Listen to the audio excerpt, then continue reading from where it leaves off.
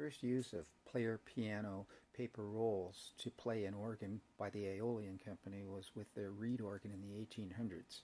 They had their instrument called an orchestrelle, which had a proprietary 58-note tracker bar. They had that at their disposal when they designed the first residence pipe organs, two manual pipe organs. To control the two manuals, they just doubled up and made a 116-note player. And that served quite well for the first half of the Aeolian's run. The limitation was that the listener was required to turn stops off and on as the music demanded, and those suggestions were printed on the paper itself like a teleprompter.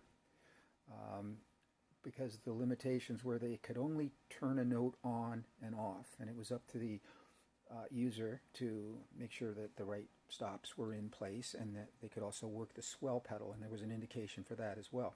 In 1915, it was improved upon with the new system, the DuoArt, which is what we have here. In this case, they added some control holes on the left and some control holes on the right. And this made the entire bar quite a bit wider, and it also made the requirement to have 3 of these contact jests. This is the player mechanism from an Aeolian console, number 1601. It's the DuoArt system. There are 176 notes, and there's a lot of tubes that go to it. It looks pretty complicated, but it's not really that bad.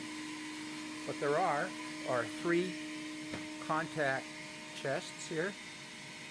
The upper one is controlling what would be the upper keyboard on the organ.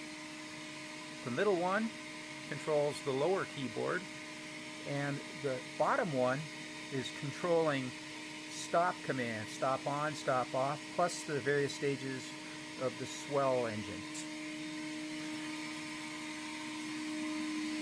If I operate this control, it will allow vacuum to go to those chests. They're idle right now, but when I open it up, you see that they all pop up.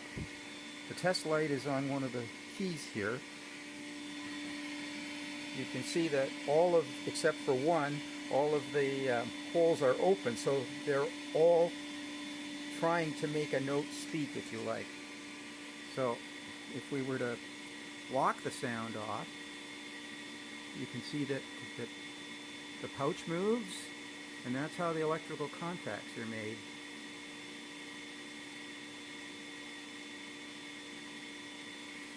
And hole 170 here is blocked off, and what's happening there is the at the end of the roll, hole 170 comes, so that when the player is running, this is operated by vacuum from a vacuum cleaner you can hear right now.